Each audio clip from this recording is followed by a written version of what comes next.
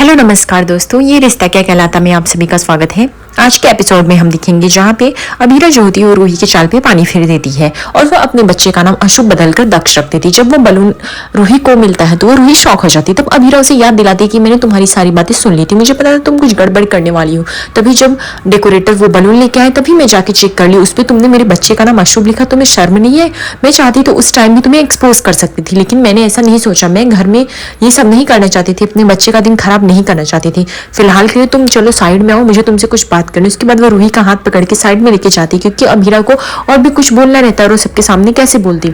और वह रूही को लेके जाके बोलती कि तुम्हारी हिम्मत कैसे हुई मेरे बच्चे का दिन खराब करने के लिए, इतना घटिया नाम रखने के लिए। मैंने अरमान से मना किया था, फिर भी अरमान ने बोला कि एक बार तुम्हें मौका देते, लेकिन तुम्हारे अंदर इतना जहर घुला हम नहीं जानते थे। ये नाम रखा है तुमने मेरे बच्चे का।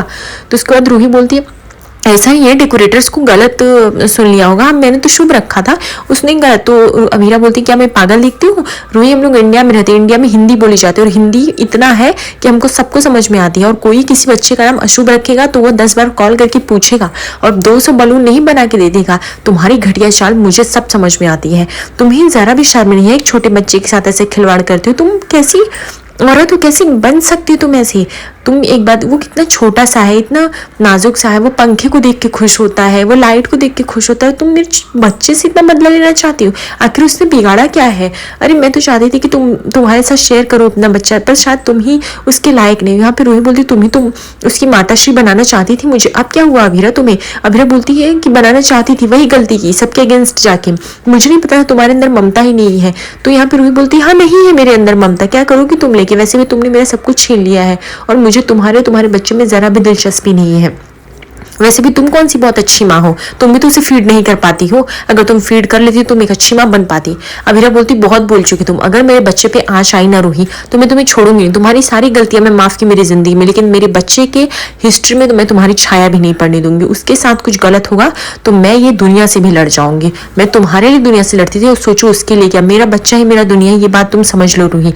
और उसके साथ तो मैं तुम्हारा ये घटिया चाल तो कामयाब नहीं होने दूंगी। तभी वहां पे नर्स पहुंच जाती है, बोलती कौन सा बच्चा? आपका बच्चा?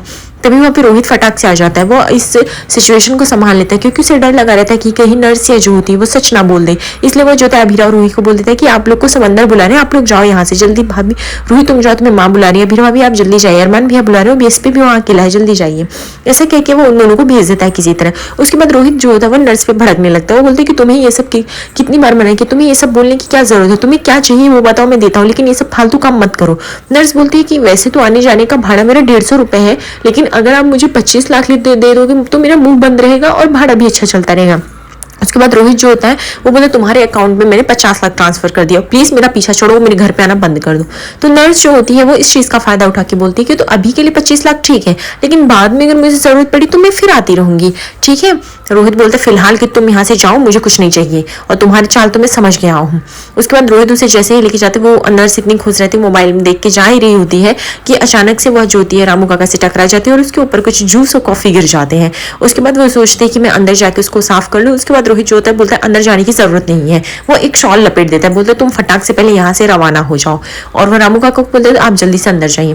फिर वो उसको शॉल उड़ा के वो जो होता है लेके जाता है और बोलता है कि तुम अब यहाँ पे वापस आना मत, और उसको गाड़ी में बैठा देता है और कार में बैठा के बोलते तुम फटाफट यहाँ से निकलो और तुम्हें कभी ऐसा लगे कि मिलना है तो मुझे कॉल करो, मैं आऊंगा, पर प्लीज मेरे घर आने की कोई जरूरत नहीं। रूही ये बातें सुन लेती है और रूही इसको गलत फहमी हो जाती है। रूही को लगता है कि रोहित का किसी के साथ अफेयर चल रहा है, बट दोस्तों यहाँ पे ऐसी कोई बात नहीं है, यह रूही का एक वहम है।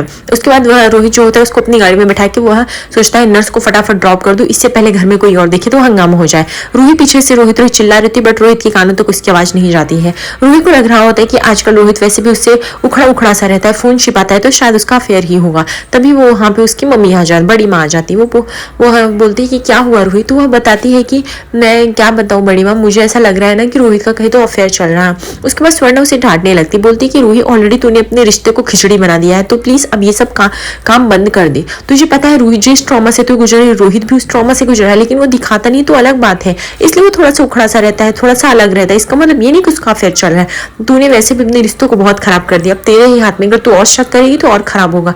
देख रूही, रोहित ऐसा बिल्कुल भी नहीं है, तुझे उसे टाइम देना होगा, उसे भी समझना होगा।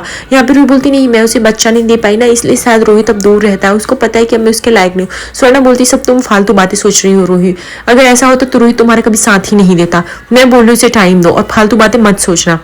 दूसरी तरफ देखते हैं कि मनीष जी जो होते हैं वो अभीरा को तोहफा दे रहे होते हैं। वो बोलते हैं ये मेरी तरफ से बीएसपी के लिए तोहफा है, इसको खोल के तो देख। अभीरा जो होती है वो रूही की चाल से काफी नाखुश रहती है, इसलिए वो ऐसे उखड़े मन से कह देती है ये थैंक यू। बट यहाँ पे मनीष जी बोलते कोई बात है तो मुझे बताओ। तो यहाँ पे अभीरा जो होती है बातों को कवर करते हुए बोलती नहीं नहीं नानू सा, ऐसी कोई बात नहीं है, मैं तो बस ऐसे ही बोल रही थी। आप भी क्या कोई शक वाले डिक्शनरी पढ़ रहे हो क्या, जितना शक कर रहे हो। तो उसके बाद जब अभीरा गिफ्ट को खोलती है वो बोलती नानू सा इसमें कैसा खून लगा हुआ है। उसके बाद मनीष जी शॉक हो जाते हैं, आखिर ब्लड कैसे आया।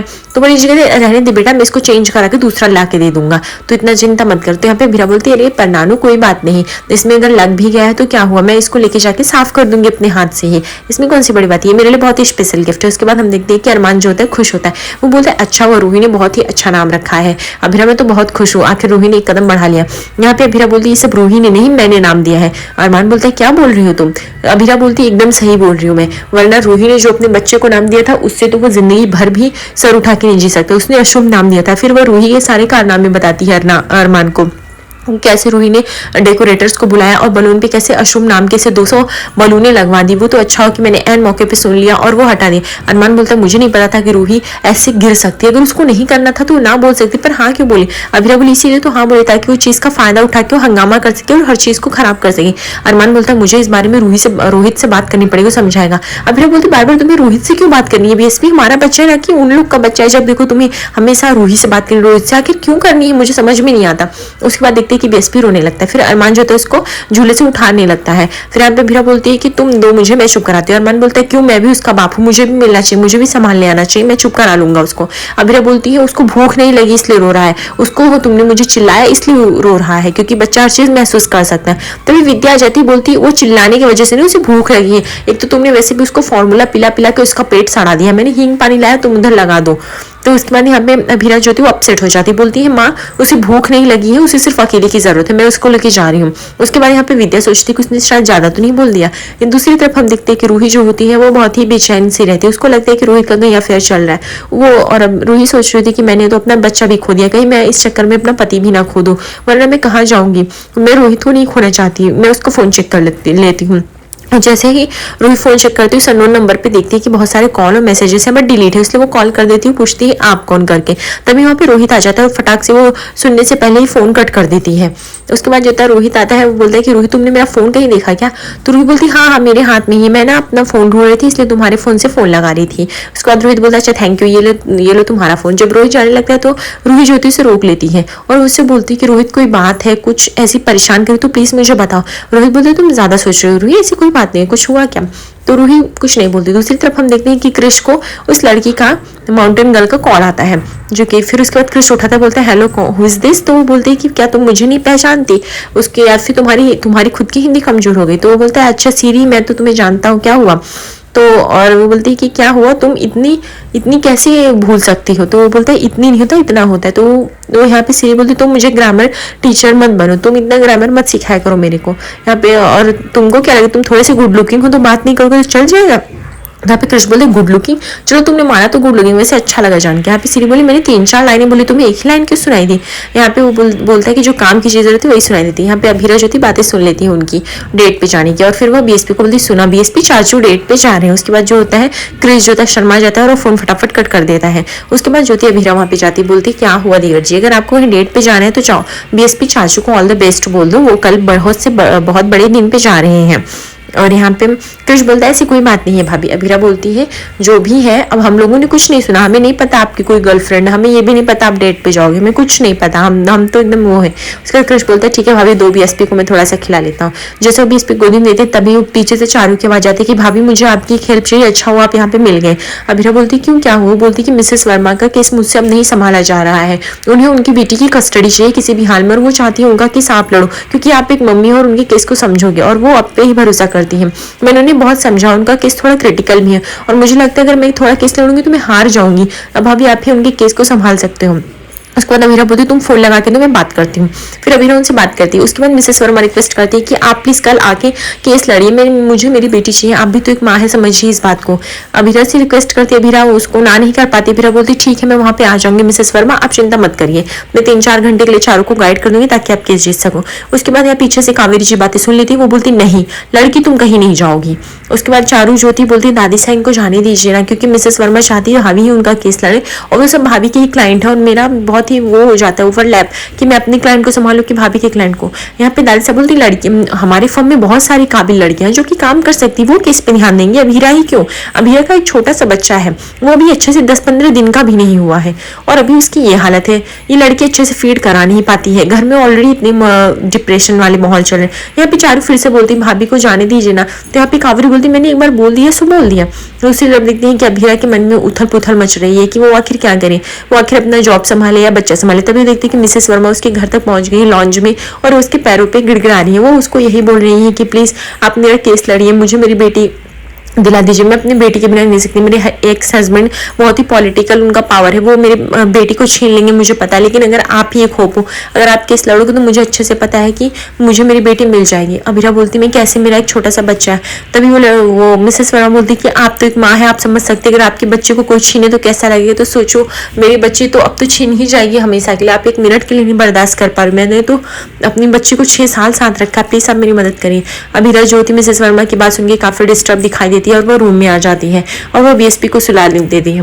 उसके बाद उसके दिमाग में बहुत सारे ख्याल ऐसे चल रहे होते हैं। तभी अरमान आ जाते हैं, वो अभीरा बताती है कि अरमान आखिर तुम्हें क्या लगता है मैं 2 काम एक साथ नहीं संभाल सकती हूँ, घर और बच्चा, ऐसा क्यों सबको लगता है? अरमान बोलता है मुझे बिल्कुल नहीं लगता, मुझे लगता है कि अभीरा तुम बेस्ट दे सकते हो, तुम केस भी संभाल सकते हो, घर भी, मुझे तो लगता है तुम्हें केस लड़ना भी चाहिए। अभीरा बोलती सच्ची? अरमान बोलता है हाँ, और मुझे पता है तुम जीतोगी भी, लेकिन बस अभीरा अभी नहीं, 3-4 महीने के बाद तुम्हें भी अपने बच्चे पे ध्यान देना चाहिए। मैं सिर्फ यही कहना चाहता हूँ, 3-4 महीने में थोड़ा बीएसपी मैच्योर हो जाएगा, बड़ा हो जाएगा, उसके बाद सब कुछ नॉर्मल हो जाएगा, फिर तुम अपने काम पे ध्यान दे सकते हो। अभीरा को अरमान की बातें थोड़ी सी सुन के खटक हो जाती, क्योंकि अभीरा कहीं ना कहीं चाहती कि जाके वो मिसेस वर्मा की हेल्प कर सके, लेकिन ये अभीरा के बस में नहीं होता। अभीरा आखिर सोई रहती है, और उसको रात को सपना आता है कि मिसेस वर्मा आई है उससे उसका बच्चा छीनने, क्योंकि अब वो केस हार चुकी है, और वह बोल रही है कि अगर मुझे मेरा बच्चा नहीं मिला अभीरा, तो तुम्हारा भी बच्चा तुम्हें नहीं मिलेगा, और वह बीएसपी को छीनने लगती है। यहाँ पे अभीरा की चीखें बढ़ जाती है, और वो तेज से चिल्ला के उठ जाती है, और तभी ज्योति वो देखती है कि बीएसपी सो रहा है उसके बाजू में। अभीरा बोलती है बहुत ही बुरा और घटिया सपना था, मैं ऐसे सपने के साथ नहीं जी सकती हूँ, मुझे तो कुछ करना पड़ेगा। यहाँ पे हम देखते सुबह हो गया, रूही ज्योति सबको चाय सर्व कर रही थी, दादी सा और विद्या सभी लोग रूही की तारीफ कर रहे थे कि रूही ने बहुत ही अच्छा नाम दिया है। यहाँ पे अरमान रूही को देख रहा होता है कि आखिर रूही ने नहीं बल्कि अभीरा ने दिया है, और यहाँ पे हम देखते हैं कि फूफा सभी तारीफ कर रहे थे, रूही बहुत ही अच्छा और छोटा नाम है, बहुत अच्छा लगा। यहाँ पे रोहित बोलता है कि देखा भैया रूही ने भी एक कदम बढ़ा दिया बेबी की तरफ, अब मुझे लगता है सब कुछ ठीक होगा। अरमान उसको सच बताता है कि तब से वो देखता है कि अभीरा जो है कोर्ट के लिए रेडी होकर नीचे आ रही है और बच्चे को लेके। तभी रोहित और अरमान जो थे वो शॉक हो जाते हैं। अभीरा जो थी वो बेबी को लेके नीचे की तरफ आती है, और वो सबसे कहती है कि वो कोर्ट जा रही है। तभी यहाँ पे दादी सा जो होती है वो भड़क जाती है, वो बोलती है कि तुमको लड़की समझ में नहीं आया, मैंने क्या कहा था कल, मैंने कहा था नहीं जाने के लिए, लेकिन तुम हो कि अपनी जिद पे अड़ी हो, तुम्हें समझ में नहीं आता है। वो यहाँ पे अभीरा बोलती है दादी सा मुझे सब समझ में आता है, मुझे मेरी रिस्पॉन्सिबिलिटी और एज अ माँ की रिस्पॉन्सिबिलिटी दोनों पता है। एज अ लॉयर होने के नाते मुझे कोर्ट जाना पड़ेगा, और एज अ मदर होने के नाते मुझे अपना बच्चा संभालना पड़ेगा, प्लीज मुझे जाने दीजिए। विद्या बोलती तो तुम्हारे जाने के बाद इस बच्चे को कौन संभालेगा? सोचा भी है तुम दूसरे माँ को बच्चा दिलाओगे, तुम्हारे बच्चे का क्या होगा? आगे आज रात के एपिसोड में हम देखेंगे कि जहाँ पे बीएसपी को सुला के अभीरा जा ही रही होती कोर्ट की तरफ, तभी यहाँ पे हम देखते हैं कि अरमान आ जाता है। अरमान जो होता है वो अभीरा से बोलता है कि अभीरा तुम कोर्ट नहीं जा सकती, ये तुम्हारा लेटर है। अभीरा बोलती है ये कौन सा लेटर? जैसे अभीरा देखती है तो वो टर्मिनेशन लेटर निकलता है। अरमान बोलता है कि आज से तुम अब पदार्थ फर्म नहीं आओगी, ये तुम्हारा टर्मिनेशन लेटर है। अभीरा बोलती है ऐसा क्यों कर रहे हो? अरमान को जवाब नहीं देता, वो चला जाता है, और अभीरा को इस चीज को फेस करना पड़ेगा। आगे एपिसोड में देखेंगे दोस्तों क्या होगा। लाइक और सब्सक्राइब करें।